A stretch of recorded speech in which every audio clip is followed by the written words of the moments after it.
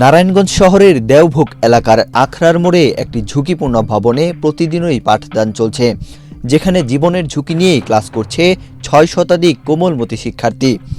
ভবনটির নাজুক অবস্থা নিয়ে অভিভাবক ও সংশ্লিষ্টদের উদ্বেগ বাড়লেও কার্যকর কোনো উদ্যোগ দেখা যাচ্ছে না। দীর্ঘদিন ধরে বিভিন্ন দপ্তরে ধর্ণা দিয়েও মিলছে না সমাধান, ফলে অনিশ্চয়তা আর শঙ্কার মধ্যেই চলছে শিক্ষা কার্যক্রম।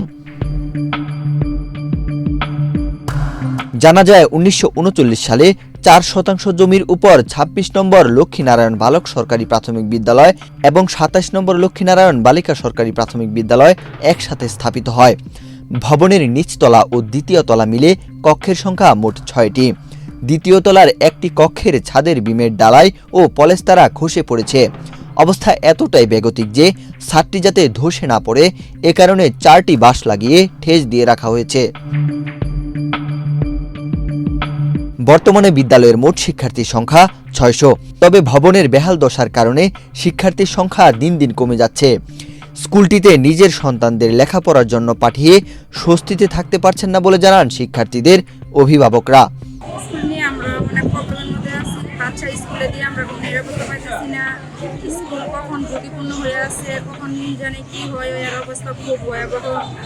এখানে আমরা অনেক আতঙ্কের মধ্যে আছি। আমরা বাচ্চা দিয়ে সারাক্ষণ এখানে বসে থাকতে হয়। আমরা কোনো স্বাধীনতাভাবে বাচ্চা স্কুলে দিয়ে যেতে পারি না। আমাদের এর জন্য এটা দ্রুত সরকারের কাছে পৌঁছানো দরকার যে আমাদের স্কুলটা একটু এটার দিকে একটু হেল্প করা, যে আমরা অনেক রিস্ক দিয়ে বাচ্চা স্কুলে লেখাপড়া করাইতেছি। ওদের স্বপ্ন পূরণে পাশে থাকতে পেরে আমরা গর্বিত।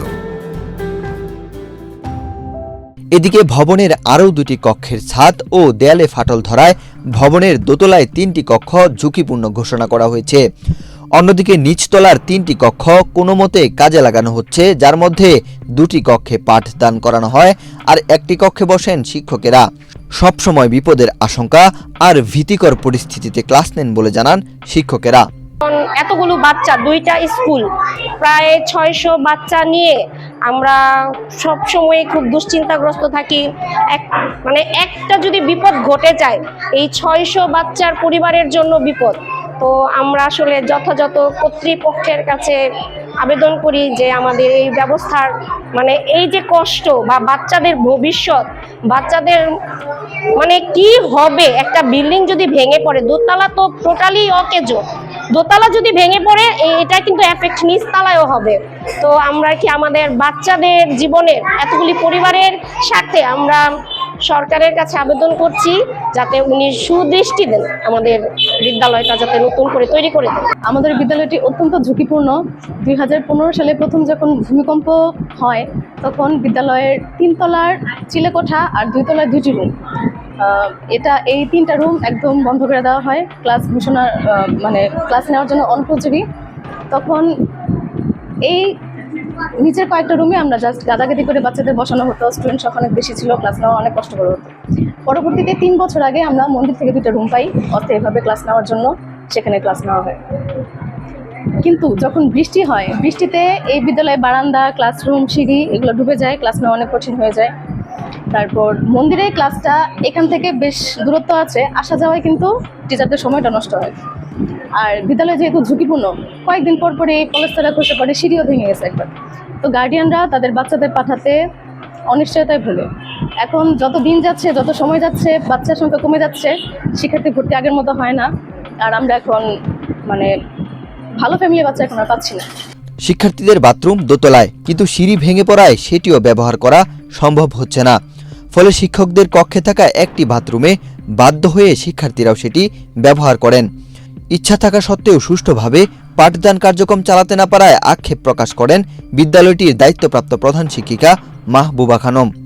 ডিসি স্যারের কাছে, শিক্ষা অফিস, জেলা প্রাথমিক শিক্ষা অফিসার সবার সাথে আমরা মোটামুটি যোগাযোগ করছি, কিন্তু তারপর তো কোনো কিছুই হয় নাই এখন পর্যন্ত। কিছুদিন আগে যে উপরে যে 3 তলা যে কলামটা, ওইটা ভাঙা পড়ে গেছে। আর আমাদের বাচ্চাদের সমস্যা হলো আমাদের যে অফিস রুম, এই অফিস রুমে যে পানি জমে, টিচাররা ঠিক মতো বসতে পারে না। আর পরিত্যক্ত ঘোষণার কারণে আমরা অলরেডি 2টা ক্লাস মন্দিরে নিয়ে গেছি, আমাদের পাশে মন্দির আছে, এই মন্দিরে নিয়ে গেছি। ওইখানে তো মোটামুটি একেবারে কাছেও না, যাওয়া আসা অনেক সময় অতিবাহিত হয়ে যায় ওখানে। তারপরে অনেক গার্ডিয়ানরা এখানে মানে সেফলি মনে করে না, আনসেফলি মনে করে যে এখানে যে কোনো সময় বিল্ডিং ভেঙে যেতে পারে, পড়ে যেতে পারে, এরকম মনে করে ওরা। তো আমাদের ক্লাস পাঠদানের অনেকই অসুবিধা হয়, মানে আমাদের ইচ্ছা থাকা সত্ত্বেও আমরা সুষ্ঠুভাবে মানে পাঠদান কার্যক্রম সম্পন্ন করতে পারতেছি না। যেমন মাল্টিমিডিয়ার ক্লাস নেওয়ার কথা আমরা সেটই করতে পারতেছি না। বর্তমানে বিদ্যালয়ের ভবন বেহালের কারণে শিক্ষার্থীর সংখ্যা দিন দিন কমে যাচ্ছে। মানসম্মত শিক্ষার্থীর সংখ্যাও কমতে শুরু করেছে। ওয়াহিদ হুসাইন জিহাদ, বাংলাদেশ প্রতিদিন।